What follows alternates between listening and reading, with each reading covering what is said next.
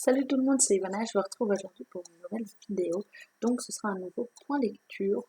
J'ai que deux livres à vous présenter pour le point lecture et ensuite je vous ferai un point sur mes lectures en cours et vous parler de l'avancée que j'ai dans chacune, ce qui sera probablement la principale majorité de la vidéo étant donné que j'ai beaucoup de livres en cours de lecture et seulement deux livres du coup à vous présenter au niveau du point lecture. Il y en a un que je n'ai pas, je sais qu'il est dans mon 19 mètres carrés, mais j'ai aucune idée de où il se trouve, donc je pourrais pas vous le présenter en version papier du coup, mais je tâcherai de vous mettre juste là, la couverture.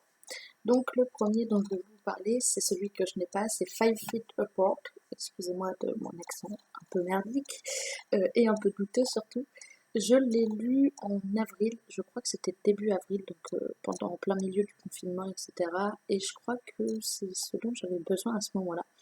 Donc Five Feet Apart, c'est une romance où on suit deux personnages qui sont tous les deux atteints de la mucoviscidose, donc qui est une maladie grave, hein, clairement, sans greffe de poumon. Les patients de la mucoviscidose finissent par mourir. Donc on suit les deux personnages, donc Will et Stella, qui sont tous les deux du coup atteints de la mucoviscidose et qui sont dans le même hôpital, sauf que la différence entre Stella et le Will, c'est que Will a une bactérie en plus. Je vais pas m'hasarder à dire le nom, je vais vous le mettre quelque part par là, à gauche, à droite, peu importe. Donc quelque part sur l'écran, qui, une fois contracté par un patient de la mucoviscidose, détruit ses chances d'avoir un jour une greffe de poumon. Donc, euh, donc voilà, il y a tout un tas. Donc du coup, on est dans l'univers de l'hôpital. On quitte quasiment jamais l'hôpital, sauf à la fin, mais du coup, je vais pas vous en parler. Donc c'est une romance, comme je vous l'ai dit, et qui traite d'un sujet sur lequel je n'avais jamais lu. Du coup, la mucoviscidose, je n'avais jamais lu sur la mucoviscidose, je savais que ça existait, etc. Mais du coup, non seulement c'est une romance, donc ça m'a permis de me détendre, etc. Mais d'un autre côté, ça m'a aussi permis de m'instruire sur des sujets que je connaissais pas forcément. Donc, euh, donc voilà, c'est une lecture qui m'a beaucoup plu. J'ai pas encore regardé le film, donc quand je l'aurai regardé, je vous ferai le parallèle entre film et livre. Je pense le faire aussi avec une autre lecture dont je vous parlerai dans un instant. Donc voilà, les aventures de Stella et Will m'ont beaucoup plu. Je l'ai dévoré le livre, hein, clairement, je l'ai lu très rapidement. Ça faisait un moment que j'étais à moitié bloquée sur les lectures, etc. Et du coup, celle-là, je l'ai quand même lue super rapidement. Donc voilà, c'est une romance que je conseille à ceux qui n'ont pas encore lu. N'hésitez pas, hein, foncez. Au contraire, allez-y. Vous allez voir que vous passerez un bon moment du coup en compagnie de Stella, Will et de toutes les personnes qui les entourent. J'ai également lu Le Cri de Nicolas Beuglet, paru chez les éditions Pocket. J'ai mis longtemps à le lire, je l'avais commencé avant Five Feet Apart et je l'ai fini bien après. Je l'ai fini fin mai, début juin, donc il y a 3 semaines, un mois à peu près. On y suit Sarah Geringen, une, euh, une policière de Oslo, euh, qui est pressée qui est amenée à enquêter sur la mort d'un homme dans un hôpital psychiatrique, euh, homme qui a sur le front tatoué le chiffre 488. Donc elle commence à mener l'enquête, elle se rend compte que c'est beaucoup plus profond que tout ce à quoi on pourrait penser et elle est ça l'emmène jusqu'à Paris où elle rencontre Christopher, il me semble que c'est Christopher, Christophe ou Christopher, je ne sais plus, et Simon, donc le neveu de Christopher. Euh, donc, euh, donc ça l'emmène à Paris et au final, ils finissent carrément aux États-Unis. Euh, donc ça l'emmène quand même dans 3 pays différents et l'enquête tombe plutôt bien pour Sarah puisque elle a des problèmes dans sa vie personnelle, etc. Son mari vient de la quitter parce qu'ils n'arrivent pas à avoir d'enfants ensemble, etc. C'est pas un spoil, c'est dès le début. On l'apprend dès le début. Enfin, donc du coup, le, le, l'enquête tombe à point nommé pour Sarah et le terme, enfin le titre, le cri, on le comprend très vite. On comprend très vite pourquoi le livre s'appelle comme ça. Parce qu'au final, c'est quand même l'un des sujets centraux de l'enquête. C'est ce qui pousse Sarah à aller jusqu'à Paris, puis jusqu'aux États-Unis pour revenir au final dans son pays natal, qui est, qui est enfin, dans sa ville natale qui est Oslo, pardon, j'ai du mal à, à partir.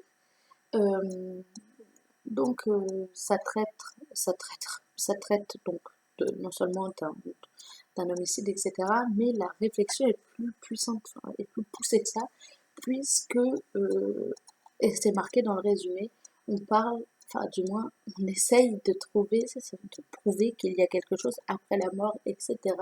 Donc la vie après la mort. Et on parle d'expériences scientifiques, etc. J'ai beaucoup aimé, je ne sais pas pourquoi j'ai mis autant de temps à le lire.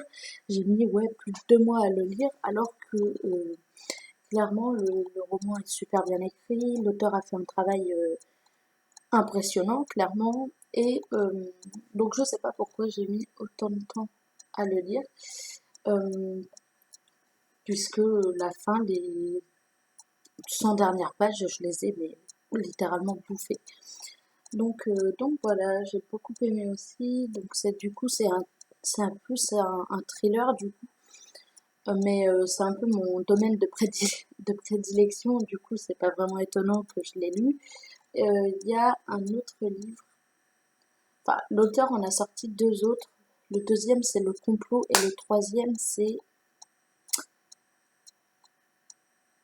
L'île de quelque chose. Je vous mettrai les couvertures sur l'écran. Donc voilà, c'est mon prochain achat en tout cas, ce sera le complot, puisque ça va pas être ma prochaine lecture, je vais vous les présenter mes prochaines lectures. C'est le complot et du coup je pourrais vous donner mon avis sur le deuxième livre de Nicolas Beguy. Maintenant on va passer aux lectures que je suis en train de faire, donc mes lectures en cours. Elles sont assez nombreuses, il y en a 8. 8 et encore, je crois que j'en ai oublié certaines chez mes parents, donc elles sont pas toutes là. Donc le premier c'est J'accuse de Robert Harris qui a été, donc c'est avec la couverture du film que je l'ai, qui a été du coup adapté au cinéma par Roman Polanski. J'ai pas encore vu le film et rien que le fait que ce soit, c'est stupide, enfin ça peut paraître stupide pour certains, mais rien que le fait que ce soit Roman Polanski qui ait dirigé le film, ça me refroidit tout de suite. J'ai pas, je suis pas fan des gars style Polanski. Enfin bon, bref, du coup, j'ai pas encore regardé le film. Je préfère finir le livre avant de regarder le film, même si du coup, je pense que ça va me faire tiquer un peu de regarder un film de Polanski. Donc je l'ai chez les éditions Pocket. Euh, on y parle d'une période de l'histoire que je ne connaissais pas suffisamment avant de le lire. Euh, je savais que l'affaire Dreyfus avait existé avec Zola, J'accuse, etc.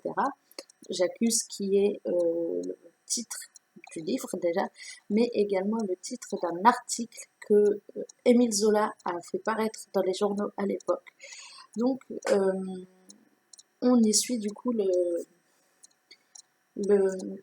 la dégradation de j'ai envie de dire d'Émile Zola, je sais que c'est pas lui, d'Alfred Dreyfus, un militaire juif. Euh, et clairement, c'est purement parce qu'il est juif, justement.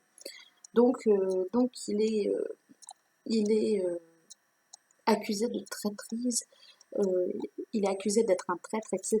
Et donc il est dégradé, il est envoyé dans une prison à l'autre bout de la terre, il n'a quasiment aucun contact. Quand il parle avec les gardiens de la prison où il est, personne ne lui répond. Et Georges Picard, donc c'est le personnage qu'on suit principalement dans le bouquin, a suivi l'affaire depuis le début pour faire des rapports au ministre de la Défense, etc.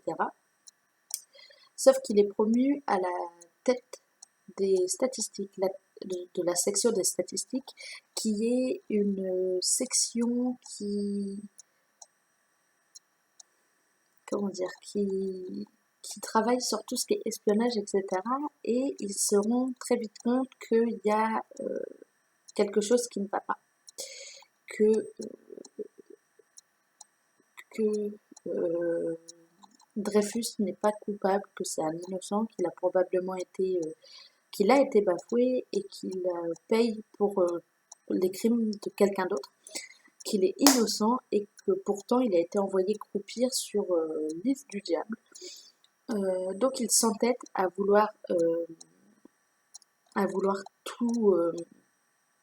tout balancer, sauf que pour ne pas risquer sa place, il ne peut pas lui faire tout ce qu'il a envie de faire. Donc c'est Georges Picard qu'on suit durant tout ce gros pavé-là, qui va demander à Zola de l'aider, etc. Du coup, voilà, j'en suis à un peu moins de la moitié. Donc j'ai déjà lu toute cette partie-là, il me reste cette partie-là. Et je connaissais pas suffisamment l'affaire Dreyfus. Enfin, je connaissais des détails, etc. Mais il y a beaucoup de choses que j'ignorais et que j'apprends au fil du roman. Donc c'est vachement bien. Je vous en parlerai plus en détail de toute façon euh, dans dans un prochain point lecture, probablement celui de la semaine prochaine. Donc je ne vais pas vous en dire plus. Il y a ensuite un sac de billes paru chez le livre de poche de Joseph Joffo. Faites pas attention au marque-page, c'est un marque-page que j'avais quand j'étais enfant. Donc c'est un livre qui se déroule pendant la Seconde Guerre mondiale. On suit deux enfants juifs qui sont à Paris, donc c'est en 1941, donc la France est occupée et ils doivent aller en zone libre pour se protéger et du coup être en sécurité là où l'Allemagne n'est pas. Donc, voilà, c'est tout ce que je peux vous en dire pour l'instant. J'ai pas lu grand chose. Vous voyez, ça c'est tout ce qui me reste à lire. J'ai lu que la toute petite partie qui est là. Pour l'instant, ça me plaît bien et du coup, j'ai hâte de le continuer. Il y a ensuite Il est grand temps de rallumer les étoiles de Virginie Grimaldi, toujours chez le livre de poche. C'est plus un feel good du coup celui-là, donc ça va me permettre de me détendre et de souffler un peu après l'affaire Dreyfus et la guerre. Donc j'ai pas lu grand chose non plus comme vous pouvez le voir, mais je vais le continuer très prochainement. Du coup voilà, là ce truc-là faut que j'enlève. Vous savez, c'est les petits autocollants qui collent genre sur les livres et qu'après on peut gratter quand on peut les gratter. Du coup, je peux pas vous en dire grand chose pour l'instant. Je sais juste qu'on suit Anna, qui est mère de famille, mère célibataire, et qui a deux filles, Lily, je ne sais plus l'âge de Lily, 12 ans, et Chloé, 17 ans, qui du coup sont, sont donc ses filles, comme je vous le disais, et tout ce que je sais, c'est qu'à un moment, Anna va décider de partir en road trip avec ses filles. Donc voilà, j'ai hâte d'en savoir un peu plus et de pouvoir vous le présenter dans un futur point lecture. J'ai également L'éducation sentimentale de Flaubert, paru chez le livre de poche classique. Je ne sais pas si je vous le présenterai en, en point lecture. Tout ce que je sais pour l'instant, c'est qu'on suit un jeune de 18 ans qui vient d'avoir son bac donc jeune bachelier, et qui va faire ses études à Paris. C'est tout ce que je sais pour l'instant parce que, bah, comme vous pouvez le voir, j'ai pas lu grand-chose non plus, sachant que la majorité de cette partie-là, c'est la préface. Donc déjà, voilà, j'ai pas lu grand-chose. Je devais le lire pour les cours. Je suis un petit peu en retard, comme vous pouvez le voir. On est au mois de juin, j'ai fini les cours, j'ai mon année et j'en suis toujours à ça. Donc on est mal barré. Mais j'ai envie de le lire parce que j'ai vu enfin, on a étudié des extraits cette année, des petits extraits de quelques lignes, mais du coup, ça me paraissait pas trop, pas mal à lire, donc voilà, je vais le lire. Il y a ensuite Aime-moi, je te fuis de Morgane Moncomble, donc c'est de la new romance, paru chez Hugo Poche, pour cette édition-là en tout cas.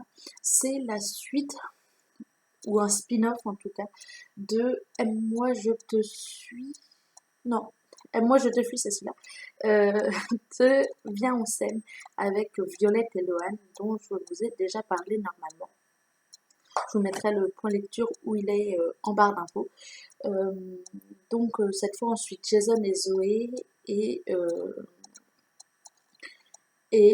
se rencontrent grâce à Lohan puisque Zoé est des deux une des deux colocataires de Lohan au début de l'histoire. Donc voilà. Il y a ensuite Biker Girls, le tome 2, Biker Beloved, de Audrey Carlan chez Hugo Roman. Je ne sais pas si vous allez voir.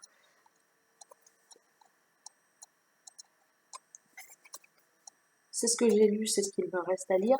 Donc il me reste pas grand chose à lire. En plus c'est écrit assez gros, ça se lit plutôt vite. Donc normalement lui vous le verrez dans le prochain point lecture. Je vais essayer de le finir d'ici ce soir si j'ai le temps. Ou du moins ce soir dans mon lit avant de regarder une petite série Netflix pour m'endormir. Je le lirai. Donc, euh, donc voilà, je l'ai quand même pas trop, enfin j'ai déjà quand même pas mal avancé et je pourrais vous le présenter normalement d'ici la semaine prochaine ou dans 2 semaines. Il y a également Cogito de Victor Dixens, donc j'ai lu toute cette partie-là, il me reste c'est ça, cette partie-là à lire. Donc je dirais que je suis aux 2 tiers du bouquin, j'aime beaucoup pour l'instant. Donc j'ai hâte d'en savoir plus, j'ai hâte de savoir comment ça se déroule parce que là je suis quand même je suis à un passage primordial en quelque sorte et très important parce que là on peut le dire, ils sont dans la merde. Il n'y a pas vraiment de résumé, il n'y a pas de résumé à l'arrière, c'est marqué l'ultime frontière sera notre cerveau. Donc ça, voilà, ça ne nous dit quasiment rien. Du coup, je vais le lire, je vais essayer de le finir dans la semaine, comme ça vous l'aurez la semaine prochaine dans le point lecture. Et, euh, et voilà, en plus j'adore la couverture, etc. J'adore le roman, j'adore l'univers. Et je pense que dès que j'aurai fini et que j'aurai reçu ma paye, j'irai m'acheter Extincta, je sais pas comment on dit, donc toujours de Victor Dixens, qui est vert et qui est juste sublime aussi. Et ensuite, je me suis mis à lire en... J'ai acheté 3 romans en VO, en fait en les commandant sur Amazon, parce que je voulais voir quand allait sortir le tome 3, etc. L'annonce du tome 3 n'était pas encore sortie. Le tome 2 était pas encore, il était en précommande seulement. Et le tome 1 venait de sortir, enfin était sorti pas longtemps avant. Donc j'ai acheté Cuffed de Kay Kromberg. Donc c'est le tome 1 de Everyday Heroes, donc avec le flic, donc Grant Malone. Everyday Heroes, c'est une saga de 3 livres qui suit 3 frères. Donc le flic, le pompier et le militaire. Je sais qu'il y a Grant, Grayson, et je sais plus le nom du troisième, je vous le dirai enfin, je vous le mettrai sur l'écran si j'y pense, parce qu'il y a de fortes chances que j'oublie. Mais du coup, je l'ai acheté en anglais, donc en version originale. J'ai lu les 3 ou 4 premiers chapitres. Je crois que j'en suis aux 4 premiers chapitres. J'ai lu le prologue et les 4 premiers chapitres.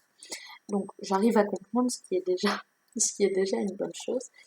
Et du coup, j'ai les 3 tomes qui revenaient, franchement, je vous le dis, les 3 tomes revenaient à aussi cher que les 2 tomes en français. Donc du coup, j'ai pas hésité longtemps, j'ai pris les 3 tomes, donc j'ai Cuffed qui est juste là, et je vais vous montrer les petits frères du coup,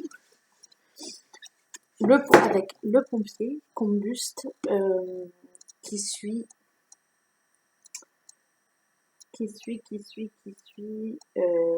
Grady Malone, donc ça s'écrit Grady, mon accent étant un peu pourri, et Cockpit avec le militaire, donc ça doit être Grunt. Non, c'est pas Grunt celui-là.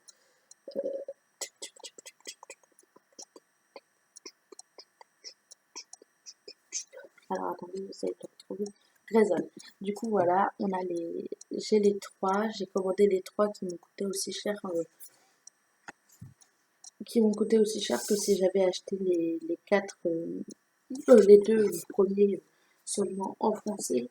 Donc, voilà, comme ça, c'est une des fins.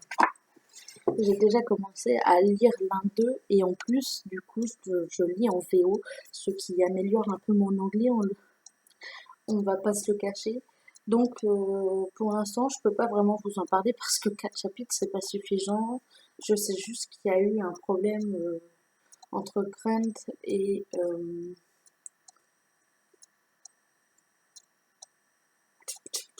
je ne sais plus comment elle s'appelle, la demoiselle. J'ai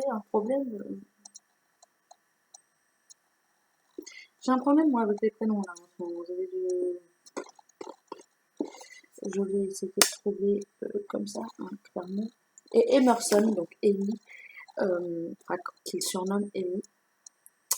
Donc il y a eu un problème entre Grant et Emerson quand ils étaient ados. Elle a dû partir, etc. Et, excusez-moi, mon portable a failli s'envoler. Et des années plus tard, ils se retrouvent un peu par hasard. Et c'est tout ce que je peux vous dire pour l'instant parce que en 4 chapitres, il n'y a pas eu beaucoup d'évolution. Plus 4 chapitres, comme vous pouvez le voir, les chapitres sont pas très grands.